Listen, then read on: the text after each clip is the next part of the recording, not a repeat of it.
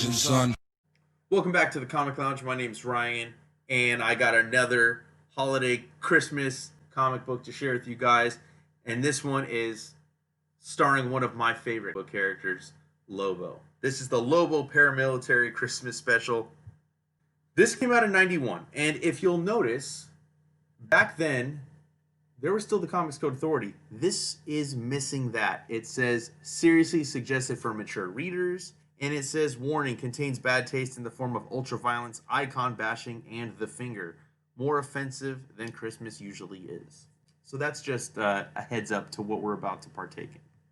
Any of you that are not familiar with Lobo, I recommend you checking them out. I know they have collections now in trade that collect the old miniseries. The single issues are even relatively cheap. I couldn't let this holiday season pass without talking about this Paramilitary Christmas Special.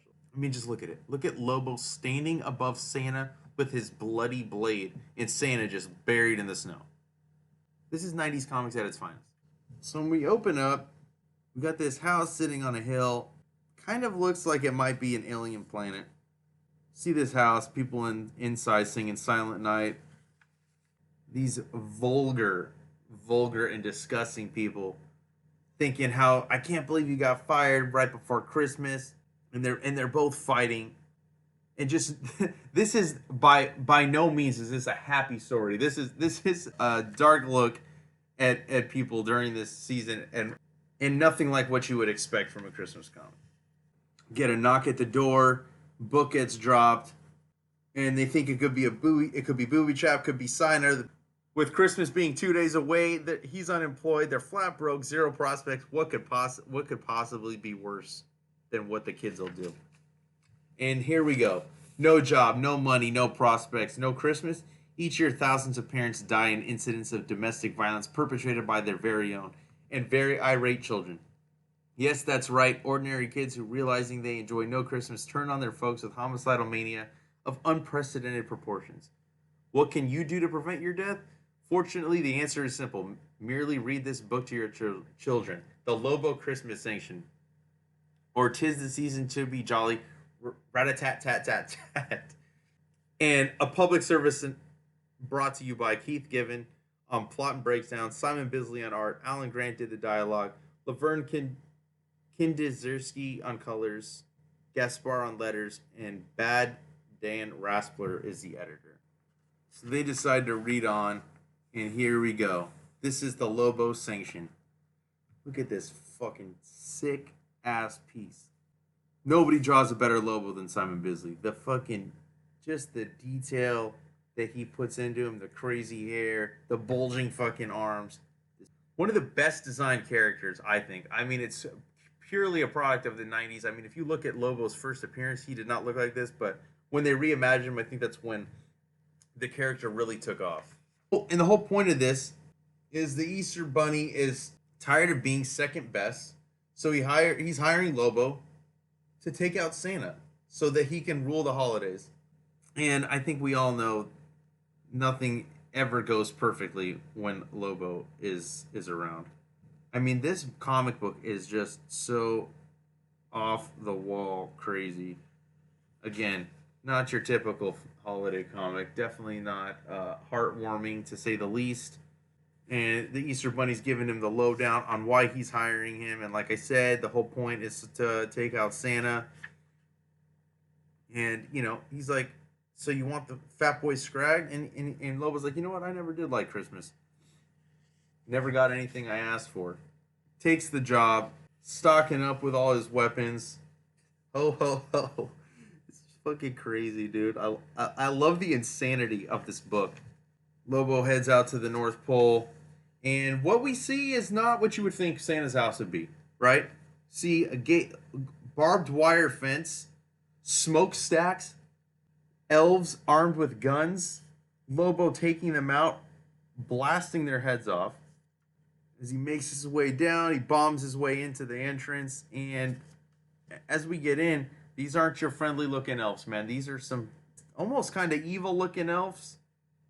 Deformed a little bit. I mean, just the insanity that's going on here. I love the little Easter. He threw a Ninja Turtle in there. You got Batman. we see that one of the elves is saying we could also have Crusher cut our lips off, talking about uh, they should have a union. I mean, this is just it's fucking crazy. This comic, just a hulking menace of a character. Lobo's definitely. I mean, there's been talks of doing a movie with him. I think this would be. I think it could be a huge hit. I think it could be one of those dark horse movies that like people don't expect but end up absolutely loving. Midget fairy convention. And as the elves take up arms and they go to attack Lobo, we see that all they have are toy guns with corks shooting out the other end. And the dog's laughing. He thinks it's adorable, and guns blazing. And Lobo's ready to slaughter these little fraggers. Eat hot lead, you unnatural dwarf geek suckers. And look at the visceral deaths that ensue. Blasts his head off, shoots him in half, shoots another head. And then this right here. I mean, it's insane, dude. Eyes popping off, the nose detached from the face, brains blasting out of the head. And he's singing, hi ho, hi ho. Oh my god, this is hilarious. There's no need to talk about the story. The story's literally Lobo going to town, hired to kill Santa. I mean, I really just want to talk about it because I just wanted to show you guys how fucking insane this book absolutely is. Leaving a pile of dead elves in his wake as he's singing, as he's killing them. Santa Bo is coming to town. And even the dog gets in on the singing. Crazy what they were able to get away with back then. Definitely not like most DC comics you were seeing at the time, unless it was published by Vertigo. And this is DC proper printing this. So kind of shocking that they decided to go this route. Gets all the way to where Santa's holed up at. Big Bloody Nick the Crusher is one of Santa's nicknames apparently in this story. And look at him. With his roommate Kong just sitting in the back. This is a Santa unlike any I've ever seen before. He's trying to convince him not to shoot him. Lobo doesn't give a shit. And they're about to battle. They're about to duke it out. Santa grabs his fucking blades, hands one to Lobo. They proceed to go at it, and the blood ensues. Santa's eye gets fucking punched out of his head. I don't think you'll ever see Santa ever in this light again. Never. Gets beheaded. Oh my god, dude! This comic is just so much fun. It's very disturbing, but very fun at the same time. Looks at the nice list, says future prey. And then the naughty are just going to be competition. That is.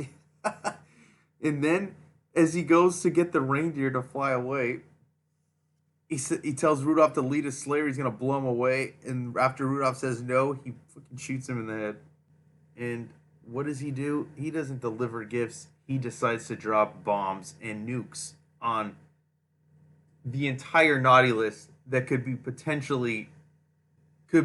threats to him, and even the nice, they get it too. He just bombs everybody.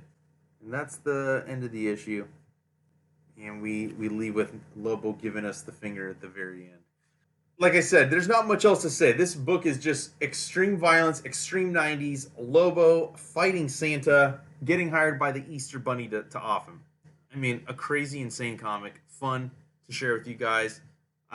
If you haven't checked it out, I highly recommend you find this book. It deserves a spot in everybody's collection. That's for sure.